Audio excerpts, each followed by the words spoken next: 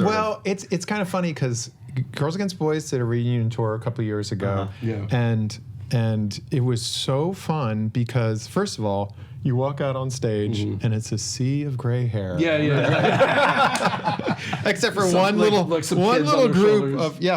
group of like heard these guys were cool. And that's the way I always proposed a band be run as an LLC. Yeah. That it's actually a business expense to have the bus. It's a business expense to eat lunch. It's a business expense to buy a guitar. You know, that actually makes sense that you're splitting the costs and receiving profits based on the profits of the company. It would be a shame to make money off your art, right? Like, you know, I mean, the point of being in a band is that you're being heard, right? Or that you're like you're trying to be commercially successful, I hope. Otherwise, you wouldn't align yourself with a commercial endeavor like a label. Right. You would just put the records out for free under copyright, creative copyright or something, commons.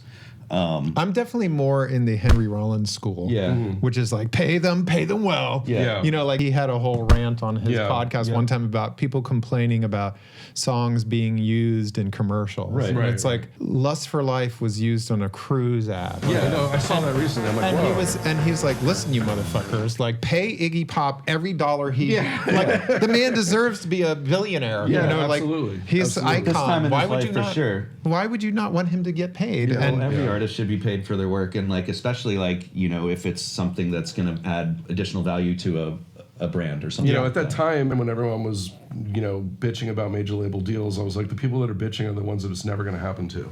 Yeah, you know what I mean? There was a joke about some punk bands in DC would rail against the Grammys. I'm never going to go to the Grammys, and we were like, dude, you're an ass. Really? Yeah, that's right. You will never go to the Grammys. If you're ever nominated, let's see. Let's see what happens. Wow. But I feel like, unfortunately, the way that technology moves, every time we moved from vinyl to cassette to CD to MP3 sales to MP3 streaming, the people who paid for that was the musicians. Absolutely. Like, and now people don't talk about signing to a major label as a bad thing because you're just like, I need to make some money. I need to live my life. How the hell? No, and I appreciate you touching on this. How do you feel about the current state of the music industry? I don't understand how young bands even survive. You have to have a job. And That's my advice to young bands is be employed first. You have to have a job. Seriously, my band in 2002, the only reason we could afford to practice, the only reason we could afford to play shows was we each had a job. And that's it. It's like you can't depend on luck. And like risk. Absolutely. But I mean, this is where Earth Program comes in. Time for the plug, guys. Hey, guys. Thank you. Hey, dudes. Sponsored by. Thank you, by the way. Thank you for bringing that up, man. But it's true, actually, because it's like, to me, it's like you have to juggle all of these jobs now. You have a visual component. You've got like weird licensing deals that you have to, all kinds of little income streams that you have to juggle all at the same time to try to get your little drop of money for what you created. You can't, we used to, Girls Against Boys, we would go record, make a record, Touch and Go would put it out. We would tour, make some money on tour, and come back, and then record sales money would start coming in, and we would use that to live off of while we wrote and recorded the next record. Rinse and repeat. And that just does not... Doesn't work like that anymore. It's crazy. Yeah, like you got to get a job. It's really what it boils down to. You sound like a dad. No, it's like I am being a dad. I'm being practical. It's like if you're literally coming out of school, or if you're like being an artist, you have to support yourself first. Yeah. And that's the only reality, is that like if you think that it's just going to happen right away, it's not. Like it might, but... What was that documentary that came out of LA? Was it like Rock and Roll Parking Lot, or was it the Metal Years, Decline and Fall, where they're like, what happens if you don't make it? I'm going to make it. Yeah. What happens if you don't make it? I'm going to make it. Now we ask people what that means. Yeah. Like what's making it mean. What is making... That's when an artist comes into Earth Program, which is like, you touched on it. It's like we do a lot of services. We do all the label components and all the things that an artist can pick and choose, but they don't necessarily need a label. Yeah. So that's distribution, strategy, marketing, at this point, I don't even understand what a label provides. Right. They provide money. Yeah. I guess if they even it's do a bank. But you're trading your copyrights for money. Yeah. But if somebody comes into the building and is like, hey, I've already got 3 million followers on Spotify, it's like, well, why do you need a label? Yeah, you definitely do. You don't. You need somebody like us that's like running the play. Yeah. That's it. And like you collect your money and hire people like us to do all the other crap. I'm just curious. Like, I don't even know how the bands like get off the ground. Beats the shit out of me, man. It's crazy. No, we have an understanding of it, but there's with so much music being released, there's just so much noise. It's chaotic. I've said this to another friend of mine who we had Thai food recently. He does A&R at a label still. He's like, dude. Looked at me and he's like exhausted. He's like, music, man. I'm like, dude, music is overwhelming. Like at one point in my life, it could be like, these are all the records coming out right now. This is who produced it. This is why I care about it. Yeah. These are the different genres that I mess with. It's like genres don't matter anymore. They don't mean anything because everyone's trying to be genreless. And there's just so much music. It's overwhelming. Yeah. It's overwhelming. It's interesting because I gave a lecture yesterday at LIU, just like, music composition kids. And we talked about all the different ways to make music because I had this weird route where I was an engineer and then I played in a band for many years and then I was mixing records for a while. And then I got the call and worked on late night. But basically saying to these kids, like, there's a lot of jobs that you can do, but what you guys are doing and composing and stuff like that, even though there's all these obstacles and all this exploitation going on, people need music. Like, it's crazy. Like, humans need music.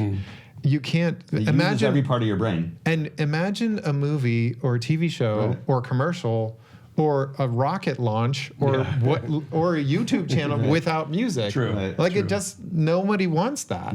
You can't even, if you got to go on a road trip, what's the first thing you like? Well, first thing is your coffee, but the second thing is like, what are you going to play? You know, like, I'm going to put on my generative AI app. God. Let it make punk for me. You know, I'm telling you. Please feed in the Dead Kennedys and make some free copyright music. I need something like between Black Flag, Dead Kennedys, and Agent Orange. Well, that's one not of the things 1980s tinge. we touched on it a little bit because I didn't want to get too deep into it with these kids, but I'm just like, listen, those computers are nipping at your heels. They really are. I mean, but a lot of these companies are rejecting AI music because it's so unfair to songwriters and stuff, like streaming services. That's good. And not Spotify. Not all of them. Not all of them. Some of them are, and labels as well. So there are some technologies out there that actually detect AI with 99% accuracy and can say, hey, this is unfair to the the artist community or whatever. I feel that it's going to be a premium for artists that are, because human-created music. They're already building human-created music. I love it. They're already building AI into DAWs. Like, you can play along with an AI drummer. Oh, yeah. You can do it on your phone. Right. Yeah. Right. Like, you can do it on on the iPhone. Right. There's an app that's from Apple that basically is like voice recorder, but it's for music, and you can play chords, and it'll just accompany you on drums and bass. That's so wild. I'm like, okay. But I mean, the thing is, like, I'm also like, this is the reality. You guys also have to understand it. Is it a tool you can use? Is it a tool you can use to help you, generate ideas? Right. I don't know. I strongly believe, there's a...